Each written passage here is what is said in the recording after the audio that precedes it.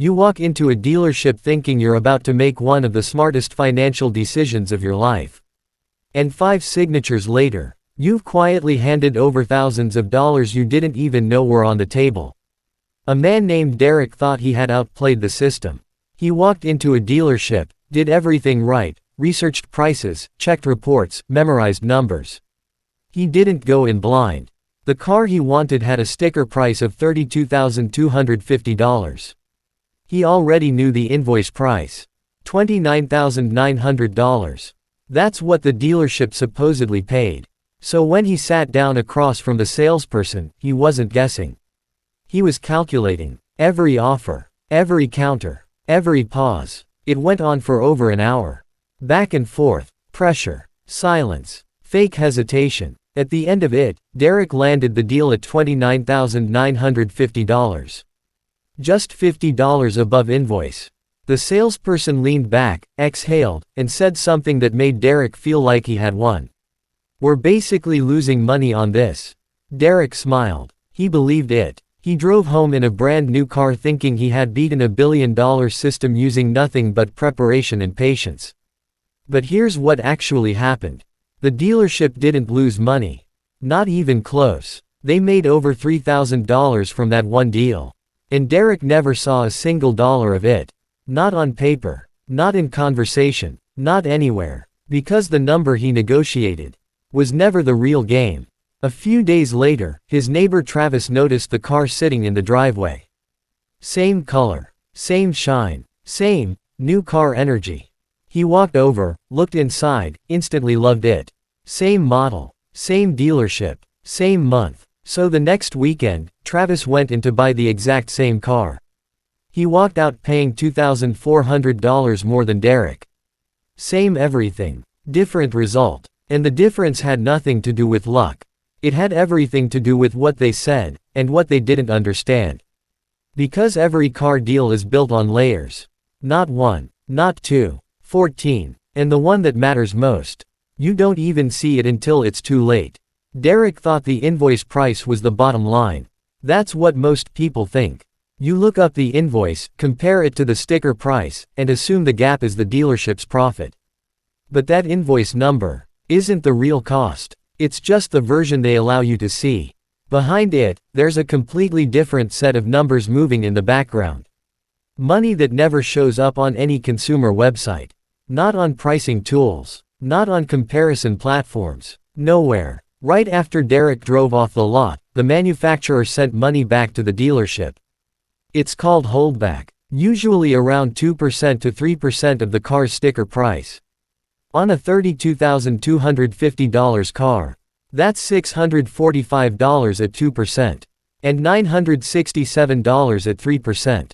So even though Derek thought the dealership made $50, they had already made between $645 and $967 without doing anything extra. And that's just the beginning. There are incentives that never get advertised.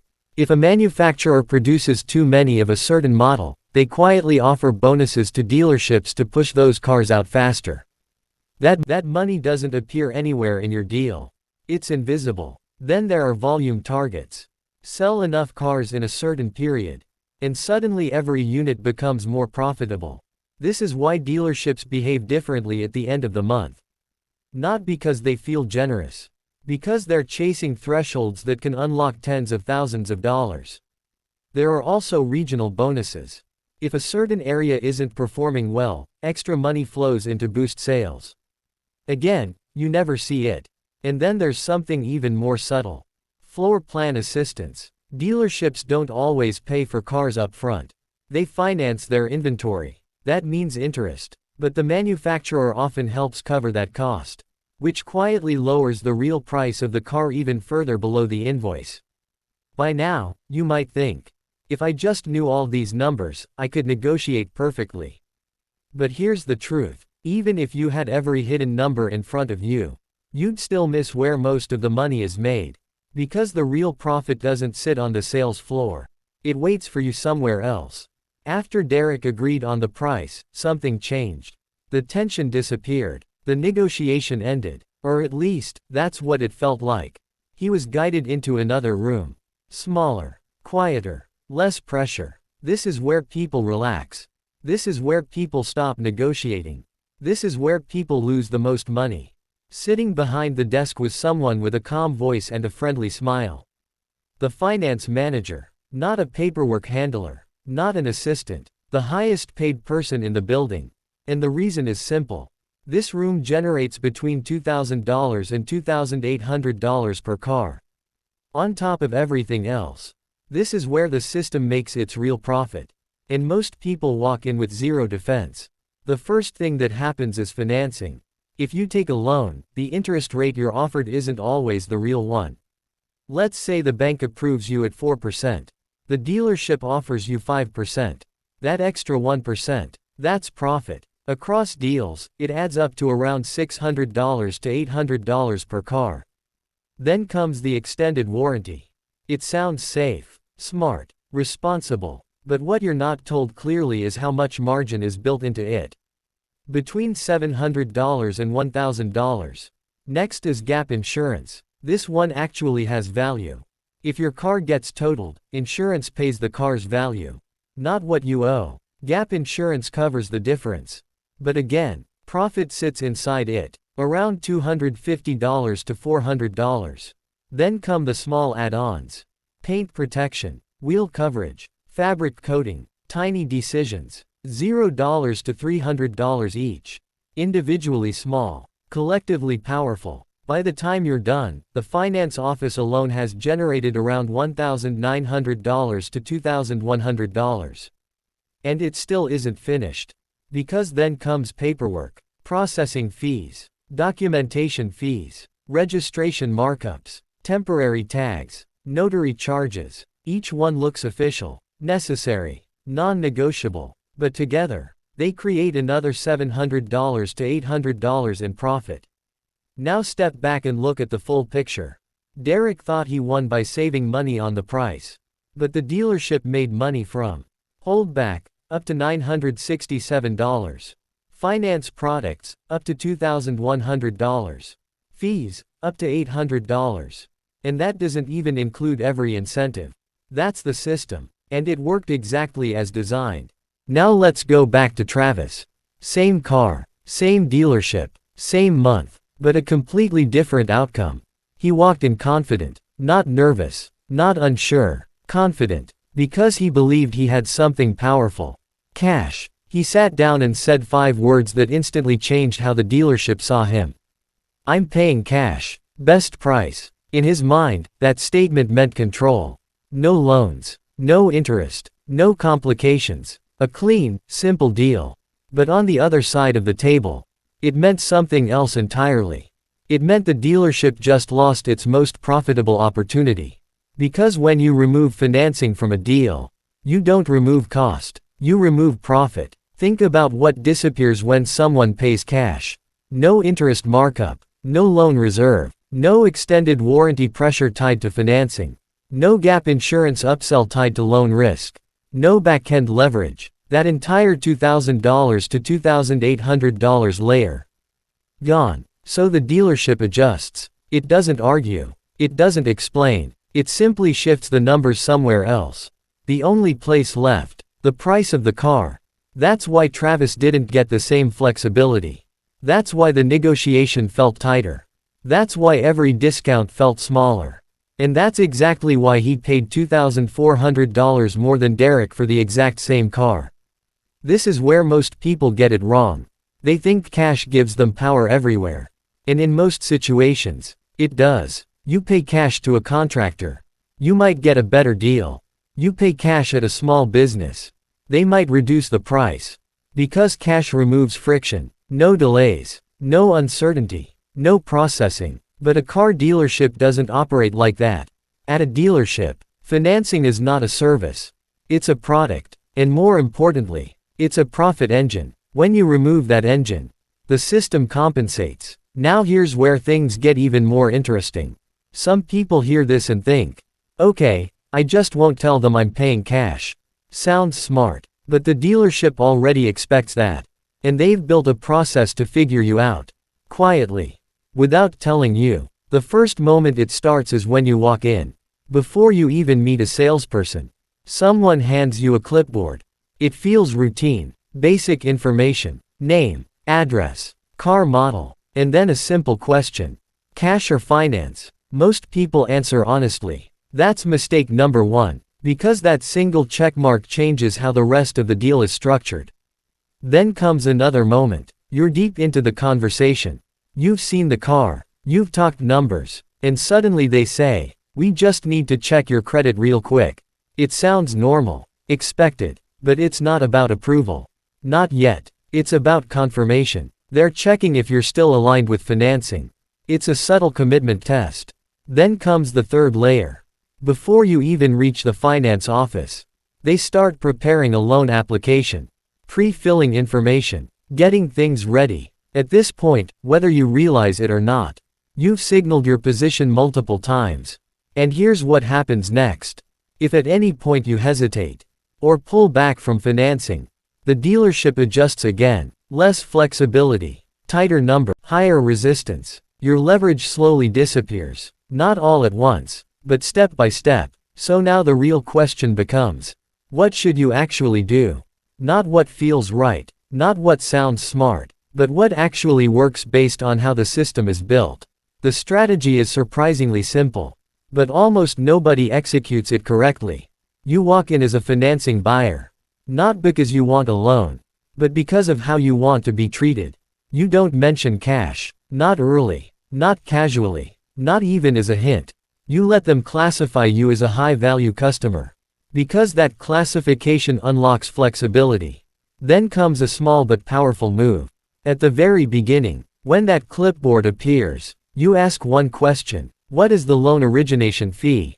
That's it. Simple, direct. They'll assume you're comparing options, thinking about banks, credit unions, interest rates. But what you're really doing is checking for hidden costs.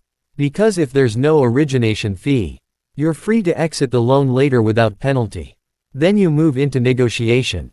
And this is where everything shifts. Because now, they believe they'll recover profit later. So they loosen up now. You push harder. You negotiate deeper. You aim for the lowest possible purchase price. Just like Derek did. But this time, you understand the full picture. Then you enter the finance office. The same room, the same setup, but a completely different mindset.